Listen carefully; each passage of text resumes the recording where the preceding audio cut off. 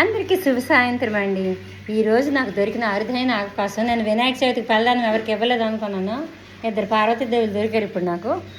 వీళ్ళకి నేను ఇస్తున్నవి, అమ్మ మీ ఇంట్లో రణపాలాకు చెట్టు ఉందా? లేదు.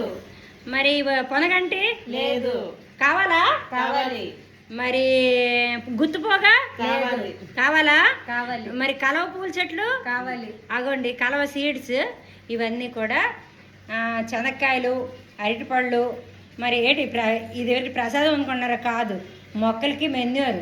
వాళ్ళు ఎలా యూజ్ చేయాలని వాళ్ళకి ఆల్రెడీ చెప్పాను. లేకపోతే నా వీడియో చూసుకొని నేను చెప్పాను. చూడు, చెనాపళ్ళకి పిక్కలు కదా మీరు తినాలి, తొక్కలు కదా నా మొక్కలకి వేయాలి. అర్థమైందా? అరటిపండు కూడా ఇప్పుడు ఇది చేసినప్పుడు బకెట్ నీటిలో బెల్లమైనా వేస్తారు. బెల్లం వేస్తే చీమలు పడితే కొంతమందికి ఓపిక ఉండదు. అలాగే అరటిపండులో పొటాషియం ఉంటుంది కాబట్టి బాగా పిసికిసి ఆ తొక్కలు పిక్క మొత్తం వేసి పొలవ పెట్టేయండి. ఒక 10-15 రోజుల తర్వాత వాటర్లో డైల్యూట్ చేసి మెడిసిన్ అంచి వేసేయండి మొక్కలకి. ఓకే, తప్పులుంటే మన్నించండి.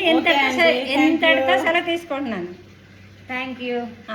నాకు కూడా థ్యాంక్ యూ. ఎందుకంటే నేను కూడా మీకు థ్యాంక్స్ చెప్పాలి. ఎందుకంటే ఇంత మంచి అవకాశం నాకు కూడా మీరు ఇచ్చినందుకు. ఎంతటితో సెలవు తీసుకోండి. పిల్లలు ట్యూషన్ నుంచి వస్తున్నారు, బేగ బయలుదేరండి. Bye bye. బాయ్.